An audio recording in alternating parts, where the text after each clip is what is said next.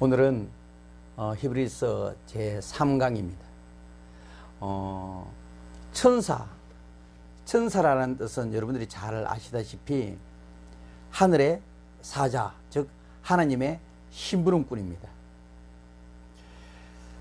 우리가 전번 시간에는 선지자들보다 그 아들 예수 그리스도가 훨씬 우월하다라는 것을 말씀드렸고, 이제 4절로 14절까지는 천사들보다 그 아들 예수님께서 훨씬 뛰어나신 분이라는 것을 우리가 공부하게 될 것입니다. 자, 히브리 유대인들은 율법도 천사에 의해서 주어졌다고 믿고 있었습니다. 다음 시간에 공부하겠지만은 히브리서 2장 2절에 보면은 이런 이야기가 있습니다. 천사들을 통하여 하신 말씀이, 천사들을 통하여 하신 말씀이라는 것은 바로 이들은 구약 성경이 천사들에 의해서 선지자들에게 주어졌다고 믿고 있는 것입니다. 그리고 갈라디아서 3장 19절에도 천사들을 통하여 중재자, 즉 사람에게 율법이 주어진 것으로 설명되어지고 있습니다. 그리고 여러분들이 잘 아시다시피 사도행전 7장 53절에서는 스데반이 이렇게 이야기합니다. 너희는 천사가 전한 율법을 받고도 지키지 아니하였다라고 말합니다. 유대인들의 마음속에는 하나님의 심부름꾼인 천사가 하나님으로부터 큰 능력을 받아서 인간들보다 존귀한 존재라고 믿고 모세에게 천사가 율법을 전해준 것으로 그렇게 이해를 하고 있었습니다. 그래서 골로새서에서는 골로새서 2장 18절에서는 이 천사 숭배 사상을 경고하고 있습니다. 자, 성경 구절을 많이 인용하기 때문에 앞에 PPT를 봐주시기 바랍니다. 골로새서 2장 18절입니다. 아무도 꾸며낸 겸손과 천사 숭배를 이유로 너희를 정죄하지 못하게 하라. 그가 그 본 것에 의지하여 그 육신의 생각을 따라 헛되이 과장하고, 이 도대체 무슨 말인지 이해가 가지 않습니다. 쉬운 현대인의 성경을 한번 가져와 보겠습니다. 자, 현대인의 성경입니다. 일부러 겸손한 채 하며, 그러니까 겸손하지도 않으면서 가증스럽게 겸손한 채 하면서 천사들을 숭배하는 사람들에게 속아서 여러분의 상을 빼앗기는 일이 없도록 하십시오라고 말하고 있습니다. 그러니까 천사 숭배를 하는 사람들은 겸손하지 않으면서 겸손한 채 하면서 사람들을 속인다는 것입니다. 그리고 그들은, 천사 숭배자들은 자기들이 본 환상을 과장하며 헛된 생각으로 들떠있습니다. 자, 현대인의 성경에서 번역하고 있는 구절인데요. 그들은, 즉 천사들은 자기들이 본 조그만한 환상을 과장해가지고 그렇게 사람들을 속이고 있다는 것입니다. 그래서 그들은 천사 숭배 사상을 이렇게 이해하고 있는 것이요. 인간이 어떻게 하나님께 직접적으로 경배할 수 있느냐? 인간이 하나님께 직접적으로 경배하는 것은 교만이다. 그래서 그 중보자인 천사에게 경배하는 것이 겸손한 것이다 라고 주장하고 있습니다. 이 천사 숭배를 하는지 천사에 대해서 잘못 아는지는 모르겠지만 어떤 사람은 아기 천사가 가정에 가득하다고 얘기하는 사람도 있습니다. 우리가 천사가 이 예배 가운데 가득하다, 찬양 가운데 가득하다 하면은 우리는 충분히 이해가 되고 공감이 갑니다. 그렇지만 아기 천사가 가득하다고 하면은 이해하기가 힘들죠. 왜냐하면은 아기 천사가 있다면은 엄마 천사가 있어야 되고 아빠 천사가 있어야 되고 할아버지 할머니 천사가 있어야 되며 날개가 꺾여버린 늙은 지팡이 짚는 그러한 천사도 있어야 되는 것입니다. 물론 임신한 천사도 있어야 되겠죠. 그렇기 때문에 아기 천사라는 말은 우리가 성경적으로 맞지 않습니다. 자, 4절입니다. 4절 보니 이렇게 기록하고 있습니다. 그가는 아들입니다. 아들. 그가 천사보다 훨씬 뛰어남은 그들보다 더욱, 즉 천사들보다 더욱 아름다운 이름을 기업으로 얻으심이라. 예수께서 아름다운 이름을 얻었다. 그 이름이 뭐죠? 우리가 이 아름다운 이름은 지금 성경의 히브리서 1장의 문맥으로 보면은 아들입니다. 아들. 이 아름다운 이름이 아들이라는 것이요. 오늘날 우리 젊은 엄마들이 또는 아빠들이 아들의 전화를 받았을 때 이름을 부르지 않고 아들 그럽니다. 아들이라는 이름은 이렇게 아름다운 이름인 것입니다. 그래서 세상 사람들의 눈에는 이 아들 되시는 예수님이 나사렛 목수의 아들, 또 나사렛의 젊은 선지자 정도로 인식되었지만은 우리 하나님은 예수님을 당신의 아들이라고 선포하셨습니다. 예수님께서 이 땅에 계실 때에 세 번 하늘로부터 소리가 있었습니다. 그 중에 두 번이 이는 내 사랑하는 아들이라 라는 음성이었습니다. 하나님의 음성이에요. 첫 번째는 예수님께서 세례 요한을 통하여 요단강에서 세례를 받을 때 그 음성이 들립니다. 이는 내 사랑하는 아들이요 내 기뻐하는 자라. 두 번째는 변화산에서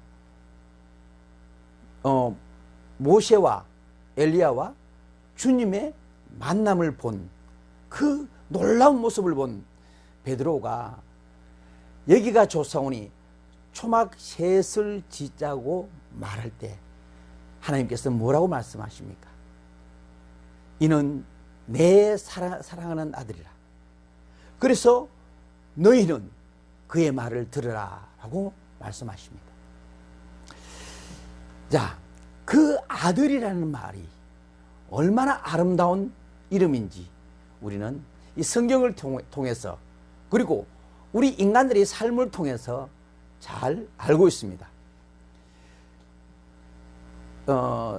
사실은 예수님께서 아들로 확정되신 것은 부활하신 다음입니다.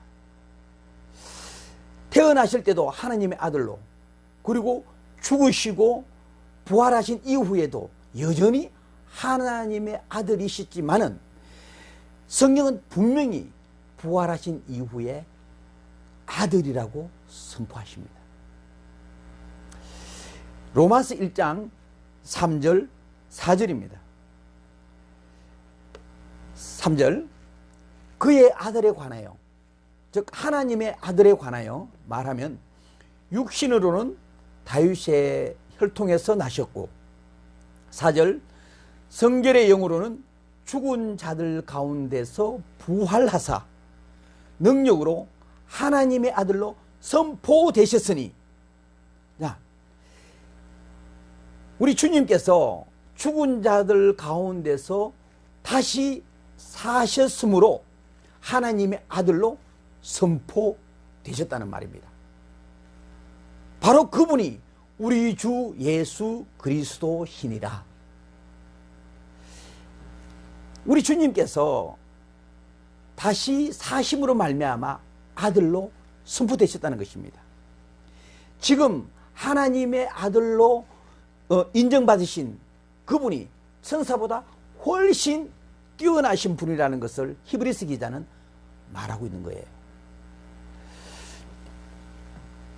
그가 다윗의 혈통으로 태어났지만, 다윗의 후손으로 오셨지만, 다윗의 다른 후손들은 다윗의 아들들이라고 불려집니다.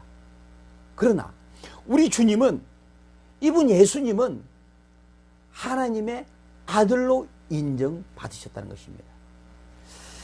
히브리 유대인들은 예수님을 나사렛에서 좀 뛰어난 선지자 정도로 알고 있었지만은, 우리 하나님은 당신의 아들로 인정하고 확정하고 선포하셨던 것입니다. 그래서 이 아름다운 이름은 뭐다? 아들이라는 이름입니다. 아들. 자, 이제 5절로 넘어갑니다. 5절입니다. 하나님께서 어느 때의 천사 중 누구에게, 이 말은 뭐냐면은 하나님께서 언제 천사들에게 이런 말을 했느냐, 그런 적 없다는 겁니다. 어떤 말? 너는 내 아들이라, 오늘 내가 너를 낳았다. 이 말을 하나님께서 언제 하셨느냐?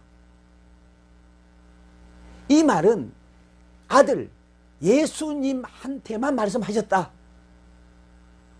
그렇게 히브리서 기자는 강조를 하고 있는 거예요. 자, 이 말은 시편 2편 7절에서 인용한 말입니다. 욥기서에도 한 몇 군데 천사를 보고 하나님의 아들들이라고 했지만은, 낳은 아들이라고는 말씀하지 않으셨습니다. 천사들에게는 낳은 아들이라고 이 말씀하신 적이 한 번도 없어요. 그럼 내가 너를 낳았다라는 뜻은 무엇일까요? 자, 이게 우리가 찬송을 많이 불러요. 이 찬송을. 너는 내 아들이라, 오늘날 내가 너를 낳았도다. 이 찬송을 많이 부르잖아요. 도대체 너를 낳았다는 이 뜻이 무슨 말이냐는 것입니다. 자, 이것을 보고 하나님 아버지가 낳으셨다면 하나님 어머니도 계실 거 아니냐.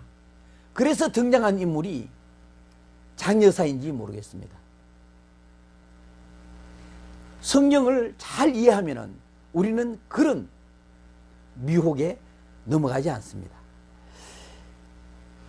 너를 낳았다고 하는 이 말은 언제 주어졌느냐 하면은 사도행전에 보면은 낳았도다라는 것을 잘 설명하고 있어요. 로마서 1장 3절 4절에서 부활하신 다음에 아들로 선포되었듯이 죽은 자 가운데서 살리신, 이것을 사도행전 13장 33절에서는 낳았다라고 말씀하고 있습니다. 자, 사도행전 13장 33절입니다. 제가 설명합니다. 곧 하나님이 예수를 일으키사 뭐예요? 부활시키시고, 즉 다시 살리셨다는 이야기입니다. 하나님이 예수를 다시 살리시사 우리 자녀들에게 이 약속을 이루게 하셨다. 그 당시 유대인들에게 유대인들이 가지고 있는 메시아 사상이 있어요. 구약에서 약속하신 그분에 대한 그 지식은 충분히 있었습니다. 메시아가 오심과 죽으심과 부활하심에 대한 약속, 이 약속이 하나님이 예수를 일으키심으로 성취되셨다는 겁니다. 그리고 보세요. 시편 2째 편에 기록한 바와 같이, 이 말은 시편 2편 7절에 기록된 것과 같이 너는 내 아들이라 오늘 내가 너를 낳았도다, 이 이야기라는 거예요. 즉 예수님께서 부활하신 그것이 구약에서 약속하신 언약의 성취인데, 그게 바로 내가 오늘 너를 낳았다는 것이다 라고 설명을 해주고 있는 거예요. 부활하신 그때를 오늘 내가 너를 낳았다라는 겁니다. 그래서 시편 2편 7절은 이 부활과 관계가 있는 것입니다. 하나님의 생명을 가지고 계시는 우리 예수님은 죽음을 통해서, 즉 다시 말하면 이 사실은 죽지 않으셨어요. 그런데 죽음에서 부활하신 그 사실이 하나님의 아들로 태어나서 하나님의 아들로 사시다가 하나님의 아들로 죽으시고 하나님의 아들로 다시 살아나신 것입니다. 분명히 이런 과정이 있다는 것입니다. 이것이 바로 언약의 성취예요. 오시고 죽으시고 부활하신 것이 언약의 성취입니다. 그가 정말로 하나님의 아들이셨다는 것을 하나님이 선포하신 것이 부활 이후입니다. 그리고 예수님은 하나님의 아들이시기 때문에 사망이 그를 붙들 수 없었고 죽음이 붙잡을 수 없었던 것입니다. 그래서 하나님은 다시 살리신 것입니다. 그것을 오늘 성경은 내가 너를 낳았다 이렇게 표현한 것입니다. 누가는 이렇게 사도행전 13장 33절을 통해서 시편 2편 7절에 낳았다라는 부분을 확실하게 잘 설명해 주고 있습니다. 자, 5절 후반부입니다. 5절 후반부. 자, 볼게요. 5절 후반부. 나는 그에게 아버지가 되고 그는 내게 아들이 되리라. 이 말은 사무엘하 7장 14절을 인용했습니다. 자, 이 말을 이해를 하려고 그러면은 12절부터 사무엘하 7장 12절부터 봐야 합니다. 자, 12절입니다. 이제 앞을 보고요. 내 수한이 차서. 자, 이거는 다시 설명드리면은 이 부분은 하나님께서 나단 선지자를 통해서 다윗에게 한 이야기입니다. 자, 보세요. 내 수한이 차서 내 조상들과 함께 누울 때에 내가 내 몸에서 내 실을 내 뒤에 세워 그의 나라를 견고하게 하리라. 그는 내 이름을 위하여 집을 건축할 것이요 나는 그의 나라 왕위를 영원히 견고하게 하리라. 자, 14절입니다. 나는 그에게 아버지가 되고 그는 내게 아들이 되리니. 바로 이 부분을 오늘 히브리서 기자는 인용을 했습니다. 그렇다면 이 사무엘하 7장 14절 이 말씀하고 이 히브리서하고 도대체 무슨 관계가 있느냐는 것입니다. 아무리 봐도 관계가 없는 같이 보여요. 이 14절만 보면 도대체 이것과 이거 무슨 관계 있냐? 몰라요. 이해를 할 수가 없어요. 그래서 성경은 꼼꼼하게 전체 문맥을 인용된 부분만 보지 말고 그 전체적 흐름을 봐야 합니다. 자, 12절부터 다시 볼게요. 네 수완이 차서, 즉 다윗의 수명이 다해서 죽을 때에 다윗의 몸에서, 네 몸에서, 다윗의 몸에서 날 네 시, 즉 솔로몬이잖아요. 다윗의 몸에서 날 시는 바로 솔로몬입니다. 솔로몬을 나라의 왕으로 세워 그 나라가 영원히 견고하게 할 것을 지금 약속을 하시고 예언을 하십니다. 하나님의 말씀이에요. 13절입니다. 그는, 즉 솔로몬은 내 이름을 위하여, 지금 말씀하시는 분은 12, 13, 14 이 구절이 하나님께서 말씀하시는 거예요. 나단 선지자를 통해요. 그러니까 그는, 즉 솔로몬은 내 이름, 즉 하나님의 이름을 위하여 집을 건축할 것이요. 하나님의 이름을 위한 집이 무엇입니까? 바로 성전입니다.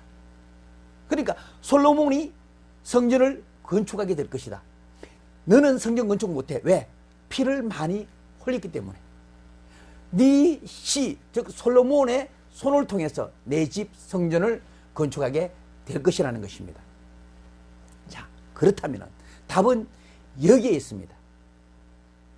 솔로몬이 건축한 이 성전은 모형이라는 사실입니다. 그러면은 실체는 뭐냐? 예수님께서 이렇게 말씀하십니다. 이 성전을 헐라. 그리고 내가 사흘 만에 일으키리라. 그럼 성전이 누구예요? 예수님이라는 겁니다. 예수님이 성전 되시는 실체라는 것입니다. 그래서 그 성전이 예수님이 죽으시면은 다시 그 성전을 3일 만에 세우시겠다는 거예요. 이게 누가 세운다? 하나님이 세우신다는 거예요. 그게 바로 오늘 하나님께서 나는 그에게 아버지가 되고 그는 나의 아들이 되리라. 이게 예수님에 대한 예언이에요. 사무엘하 7장 14절이 예수님에 대한 예언이에요. 즉 부활을 하셔야 그 아들이 되고 또 그분은 아들의 아버지가 된다는 사실입니다. 육신적으로는 예수님께서 다윗의 혈통으로 나셨지만 예수님께서 부활하심으로 말미암아 그 성전이 세워지고 하나님의 아들로 확정되셨다는 것입니다. 그래서 히브리서 기자는 이 성경 구절을 인용하신 것입니다. 예수님이 성전이라는 거예요. 그 성전이 헐리고 3일 만에 다시 일으켜 세워진다는 것입니다. 그것이 바로 부활입니다. 부활되신 이후에 나는 그에게 아버지가 되고 그는 나의 아들이 되느니라. 자, 이제 6절 볼게요. 6절입니다. 6절 보니까 이렇게 시작합니다. 또 그가 맏아들을 그래요. 그리고 맏아들을 이끌어 세상에 다시 들어오게 하실 때에, 자, 예수님께서 아들이 되시는데 맏아들로서 세상에 다시 들어오게 하실 때에, 다시 세상에 들어오신다는 말은 무슨 말이에요? 재림이에요. 주님께서 재림하실 때에 그분이 맏아들 되신다는 거예요. 이게 맏아들로서 들어오시는데, 이 맏아들은 성경이 뭐라고 말하냐면 골로새서 1장 18절에 보면은 이렇게 설명하고 있습니다. 그는 몸인 교회의 머리시라. 그가 근본이시요 죽은 자들 가운데서 먼저 나신 이시니. 죽은 자들 가운데서 먼저 나신 맏아들이라는 겁니다. 계시록 1장 5절에도 마찬가지예요. 계시록 1장 5절에도 또 충성된 정인으로 죽은 자들 가운데에서 먼저 나시고, 그분이 바로 맏아들이라는 겁니다. 맏아들이 재림하실 때 어떤 일이 있느냐? 하나님의 모든 천사들은 그에게 경배할지라. 자, 그러니까 천사들은 주님이 등장하시면은 뭘 한다? 경배할 그러한 존재라는 겁니다. 그런데 어떻게 너희들이 천사와 그 아들 맏아들과 비교를 할 수 있느냐? 5절에서는 아들, 6절에서는 맏아들, 점점 더 그 강도가 강해집니다. 강조하는 부분이 강해져요. 자, 그리고 7절을 봅니다. 자, 7절 보기 전에 이 맏아들, 뭐 지차 이렇게 이야기할 때 무슨 소리 하는 거냐? 예수님은 독생자였지 않느냐? 맞아요. 예수님께서 이 땅에 계실 때에 그 예수님은 독생자였습니다. 그런데 예수님께서 죽으시고 부활하심으로 말미암아 하나님의 자녀들이 많아졌어요. 그죠? 죽으시고 부활하신 예수님을 믿는 사람들이 많아졌다는 이야기예요. 그러면 예수님을 믿는 사람들은 하나님의 자녀가 되는 권세를 얻었잖아요. 자격을 얻었어요. 아바 아버지라고 부를 수 있는 자격을 얻었어요. 양자의 영을 받았어요. 그래서 우리가 두 번째 시간에도 말씀드렸다시피 예수님께서 상속자인데, 그렇다면 우리는, 그분을 믿는 우리는 뭐가 된다? 공동 상속자가 되는 거예요. 그래서 우리도 죄에 대해서 죽고 의에 대해서 살게 하셨으므로 우리 또한 아들이 되는 것입니다. 그래서 우리는 지차가 돼요. 지차. 맏아들이시면 지차가 있잖아요. 우리는 지차가 되는 거예요. 자, 이제 7절 갑니다. 또 천사들에 관하여는, 천사들은 어떤 존재들인가 히브리서 기자는 설명합니다. 그는 그의 천사들을, 그는 누구냐면은 예수님은 그의 천사들을 바람으로 그의 사역자들을 불꽃으로 삼으시느니라. 이것은 시편 104편 4절을 인용하셨는데, 자 볼게요. 바람을 자기 사신으로 삼으시고, 사신이라는 것은 한마디로 심부름꾼이에요. 심부름꾼을 삼으시고 불꽃으로 자기 사역자로 삼으셨다. 그러니까 이 사신과 사역자는 하라는 대로 하는 그런 심부름꾼이잖아요. 그러니까 천사들은 그 정도라는 겁니다. 그냥 심부름꾼 정도밖에 안 된다는 거예요. 그러니까 바람과 불꽃은 능동적 의지를 발휘하지 못하고 오직 피동적인 하나님의 도구로만 쓰일 뿐입니다. 그래서 너희들이 이렇게 섬겨할 존재가 아니라는 이야기죠. 이제 8절입니다. 아들에 관하여는, 자, 그 아들은 어떠한 존재인가? 이렇게 말씀합니다. 자, 하나님이요 주의 보좌는, 자, 하나님이요 주의, 이 주는 예수입니다. 주의 보좌는, 이 보좌의 왕권이죠. 영영하며 영원하며 주의 나라의 규는, 이 규라는 것은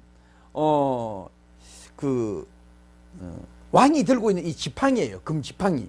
이 지팡이인데 이 지팡이를 옛날 성경 개역 한글에서는 홀이라고 이야기합니다. 근데 이 홀은 에스더서 5장 2절에 나오죠. 에스더가 죽으면 죽으리라 왕 앞에 나아갔을 때 왕이 이 홀을 내밉니다. 그게 규예요.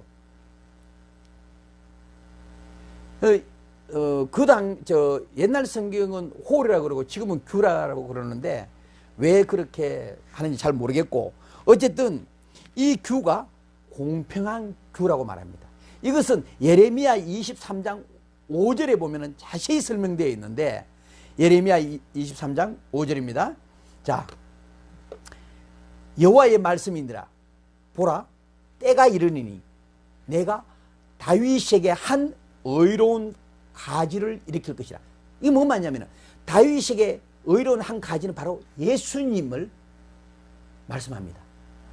예수님이 다윗의 후손으로 오는데 그분이 왕이 되어 가지고 다스릴 때에 그 그분은 지혜롭게 다스린다는 거예요. 그리고 이 세상을 다스릴 때 정의와 공의로 다스린다는 겁니다. 그분은 예수님은 영원한 하나님의 나라를 다스릴 왕이시라는 겁니다. 근데 그 왕하고 그 왕이 이래 가라 하면 이래 가고 저리 가라 하면 저리 가는 바람과 불꽃 같은 그 천사들하고 어떻게 비교가 되냐? 그것을 섬겨야 되겠느냐? 정신 차려. 이 말이에요. 자, 그리고 9절에 보니까 이래요.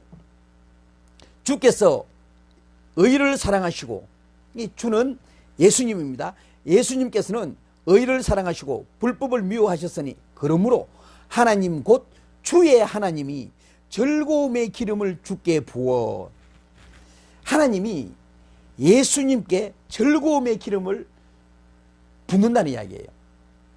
자, 이것은 사도행전 2장을 통해서 우리가 한번 확인해 보겠습니다. 자, 사도행전 2장 31절입니다. 미리 본 고로 그리스도의 부활을 말하되 그가 음부에 버림이 되지 않고 그의 육신이 썩음을 당하지 아니하시리라 하더니, 32절, 이 예수를 하나님이 살리신지라 우리가 다 이 일의 증인이로다. 33절, 하나님이 오른손으로 예수를 높이시매 그가 약속하신 성령을 아버지께 받아서, 누가? 예수님께서 그 성령을 아버지 하나님께 받아서 너희가 보고 듣는 이것을 부어주셨느니라. 뭐야? 우리에게 성령을 기름 부어 주셨다는 거예요. 그분이 바로 아들이라는 겁니다. 하나님으로부터 예수님께서 성령을 받아가지고 그 받은 성령을 당신만 가지고 있는 것이 아니라 우리에게 부어주셨다는 것입니다. 그리고 보세요. 그 밑에 보면은 주를 동류들보다 뛰어나게 하셨도다. 자, 동류들보다 뛰어나게 하셨다. 동류라는 말은 동료, 즉 예수님의 동료라는 것은 예수님의 그 제자들이나 예수님을 따르는 그런 무리들을 이야기해요. 근데 그들보다 뛰어나셨다. 자, 그러니까 동료는 천사가 아니에요. 봐요. 시편 133편 3편 133편 1절로 2절입니다. 자요. 보라, 형제가 연합하여 동거함이 어찌 그리 선하고 아름다운고, 머리에 보배로운 기름이, 수염 곧 아론의 수염. 자, 아론은 이 땅의 대제사장입니다. 맞죠? 이 땅의 제사장이에요. 구약 성경의 이 성전의 대제사장이에요.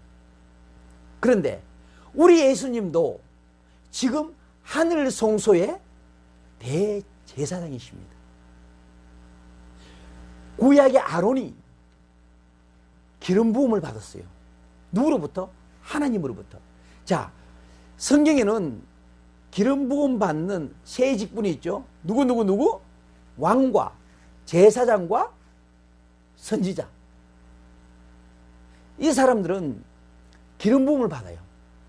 그런데 아론이 기름 부음을 받았을 때 머리에 기름 부음을 받고 그게 기름이 흘러 수염과 옷까지 적심 받는다는 겁니다. 자기만 받고 마는 것이 아니라 그 지체들은 수염과 옷까지 다 적심 받는다는 거예요. 다시 말하면 우리 예수님께서 아버지 하나님께로부터 지금 기름 부음을 받았죠. 사도행전에서 기름 부음을 받았잖아요. 그 기름 부음을 받았을 때 지체들은 우리에게까지 다 흘려내려 보내주신단 말입니다. 우리는 그 기름 부음을 예수님으로부터 받는 존재예요. 그러니까 우리하고 예수님하고는 비교가 안 돼. 그래서 훨씬 뛰어나신 분이라는 겁니다. 동류보다 뛰어나게 하셨다. 그런데 어떻게 천사하고 비교가 되겠느냐라는 것을 지금 말씀하고 있습니다. 자, 10절입니다. 주여, 태초에 주께서 땅에 기초를 두셨으며 하늘도 주의 손으로 지으신 바라. 창조자라는 것입니다. 우리 전번 시간에 2절에서 이 창조자에 대해서 우리가 성경을 찾으면서 확인했습니다. 아들이 창조자라는 것을 우리는 확인했습니다. 여기서 또 그 말씀을 또 하고 있는 거예요. 창조자인데 그것들은, 즉 피조물들은 멸망할 것이고 오직 주는 영존할 것이요, 그것들은 다 옷과 같이 낡아지고 다시 갈아입을 것이요, 그것들은 옷과 같이 변할 것이나 주는 여전히 연대가 다함이 없으리라. 주님은 수명이라는 게 없으시다는 겁니다. 자, 기름 부음의 근원이 예수님이셨다면 지금 창조의 근원도 바로 예수님이라는 사실입니다. 그래서 그 이사야서 34장 4절에는 이렇게 말씀하고 있습니다. 하늘의 만상이 사라지고 하늘들이 두루마기 같이 말리되, 즉 하늘의 만상, 해와 달과 별들은 사라질 수도 있고 두루마기 같이 말리고 이 그 포도나무 잎이 마름같이 마르고 이 무화과나무 잎이 마름같이 마르지만은 말라기 3장 6절에서는 나 여호와는 변하지 아니하라. 즉 하나님이신 예수님은 절대로 변함이 없으시다는 것입니다. 다른 피조물들은 다 변한다는 거예요. 자, 13절입니다. 어느 때의 천사 중 누구에게, 이 말은 뭐예요? 언제 천사에게 이런 말을 했겠느냐? 하지 않았다는 겁니다. 어떻게?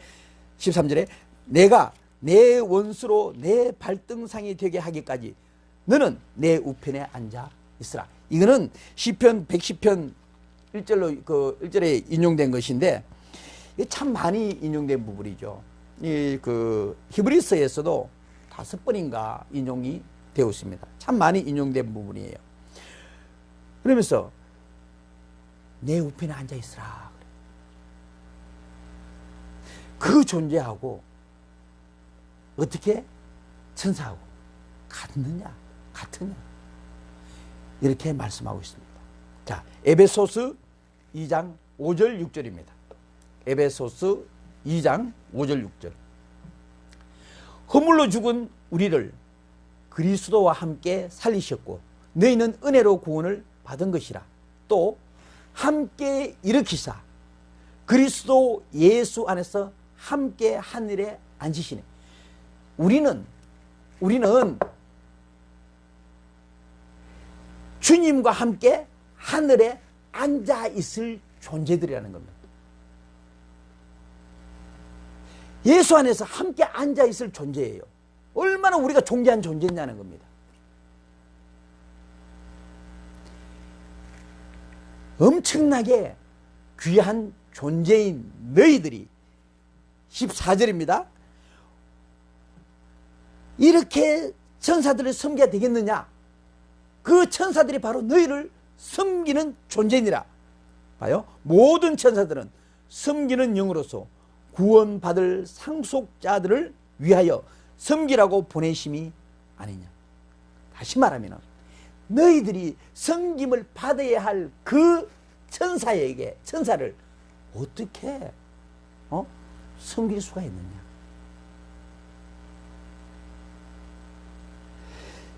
시편 34편 7절에는 이렇게 말하고 있습니다. 여호와의 천사가 주를 경외하는 자를 지인치고 그들을 건지시는도다. 즉 하나님의 천사가 하나님의 명령에 따라 하나님을 경외하는 자를 둘러 지인치고 우리를 건지신다는 이야기입니다. 지금 이 시간에도 주님을 경외하고 주님을 찬양하고 주님을 예배하고 주님께 기도하는 주의 백성들의 주위에는 하나님께서 보내신 천사들이 진을 치고 있다 없다? 있다는 이야기예요. 그들은 우리가 오라 해서 오는 존재가 아니라 하나님께서 보내신다는 이야기입니다. 어떨 때? 우리가 주를 경외할 때, 경배할 때, 예배할 때, 기도할 때, 찬양할 때, 말씀 공부할 때, 우리가 불러올 존재가 아니고, 우리는 누구한테 구하기만 구하면, 하나님께, 주님께 구하기만 구하면 언제든지 주님은 우리에게 보내신다는 이야기입니다. 잘 아시잖아요. 다니엘이 기도했습니다. 기도하자마자 하나님께서는 그 기도를 들으시고 응답을 가지고 보내시는 그 존재가 있어요. 누구요? 가브리엘이었습니다. 우리는 기도하면은, 하나님께 기도하면 하나님이 보내시는 존재, 그 존재를 믿고 이렇게 섬기는 것이 아니라 그들이 우리를 섬겨야 할 존재라는 거예요. 우리가 이 히브리서를 공부하면서 깨닫는 게 있을 겁니다. 어떻게 해요?